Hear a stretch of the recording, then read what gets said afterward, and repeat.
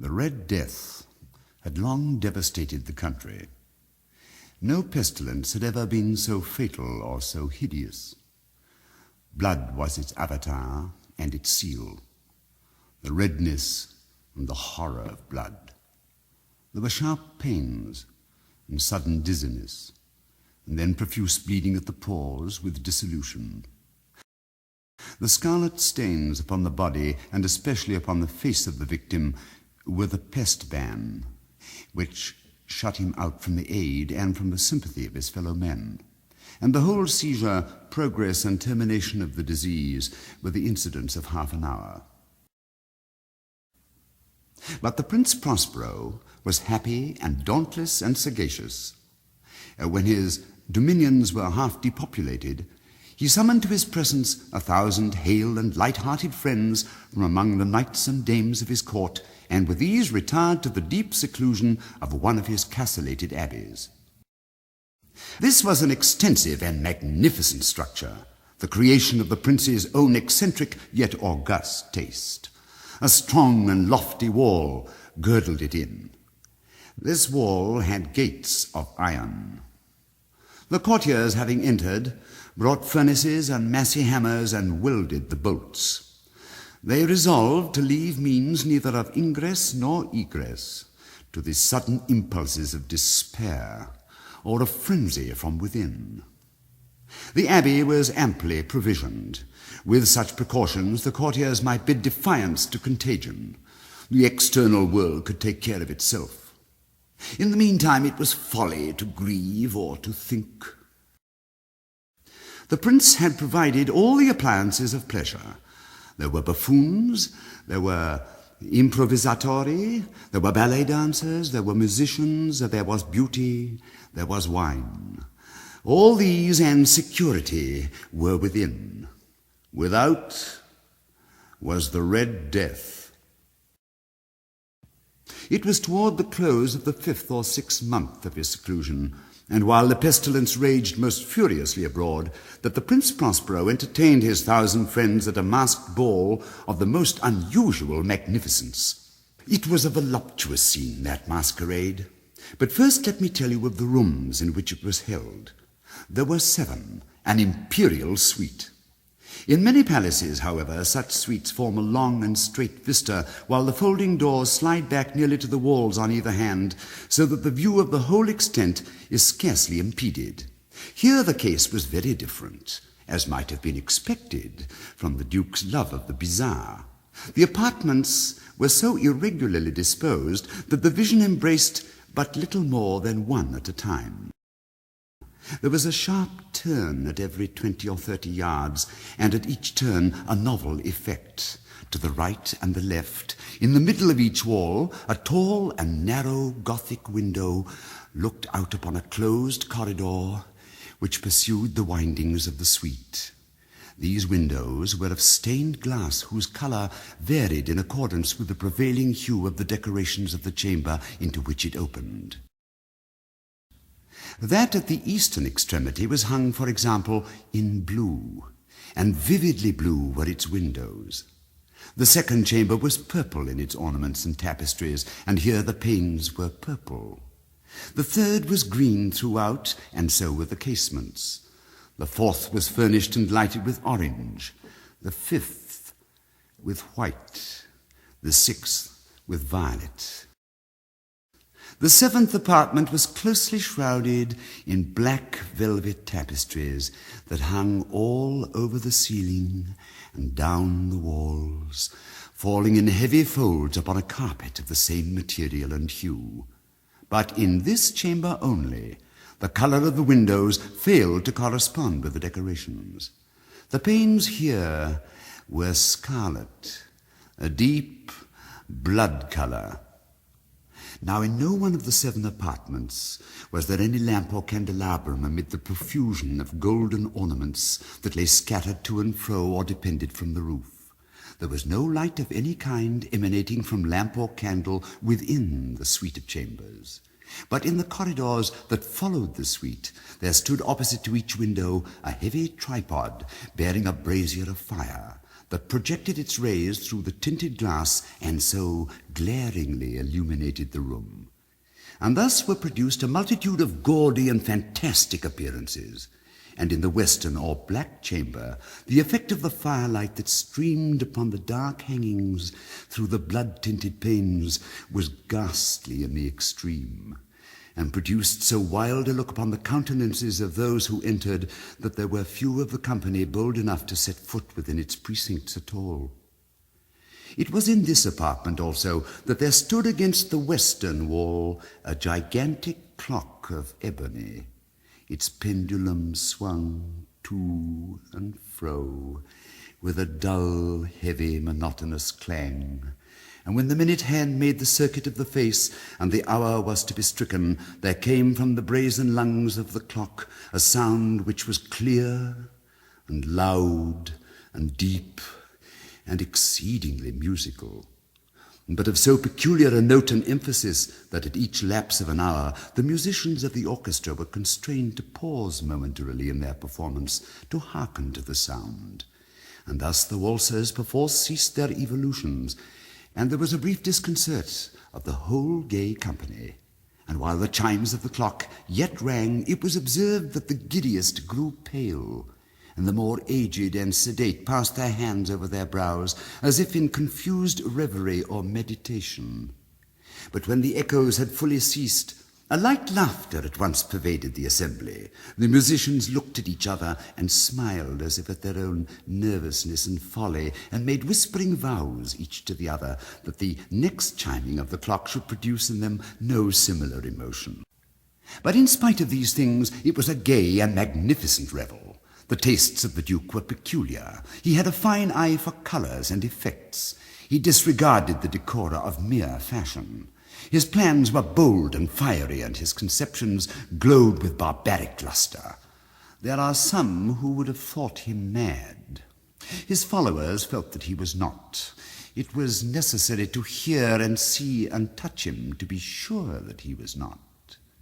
He had directed in great part the movable embellishments of the seven chambers upon occasion of this great fete, and it was his own guiding taste which had given character to the masqueraders.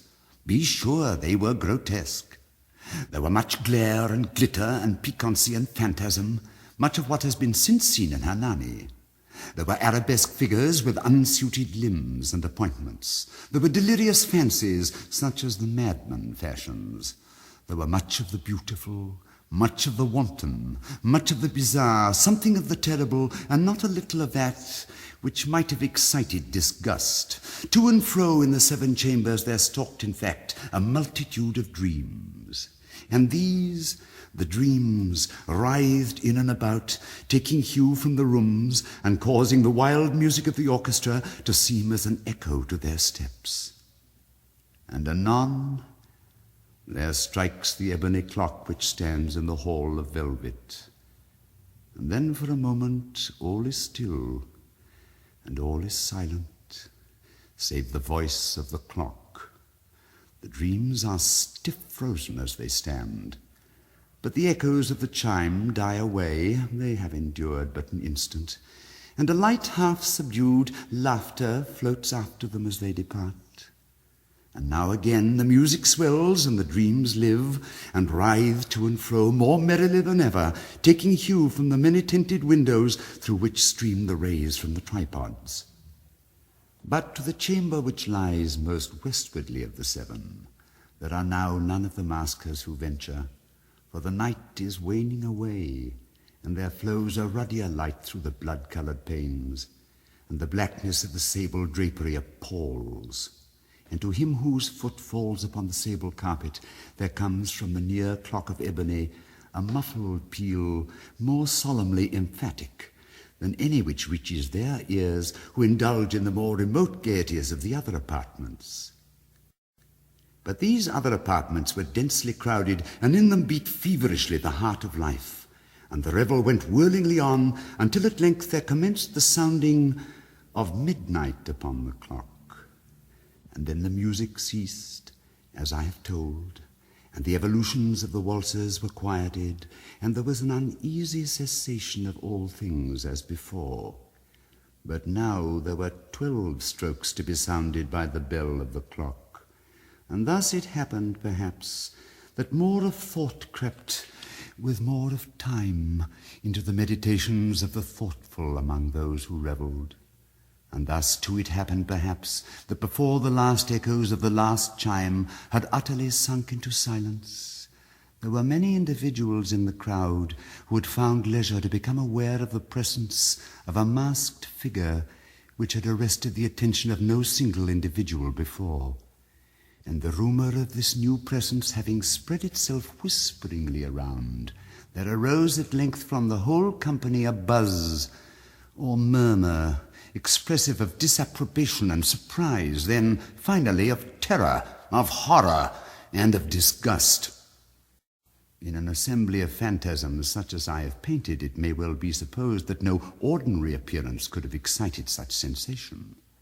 In truth, the masquerade license of the night was nearly unlimited, but the figure in question had out-Heroded Herod and gone beyond the bounds of even the prince's indefinite decorum. There are chords in the hearts of the most reckless which cannot be touched without emotion. Even with the utterly lost, to whom life and death are equally jests, there are matters of which no jest can be made.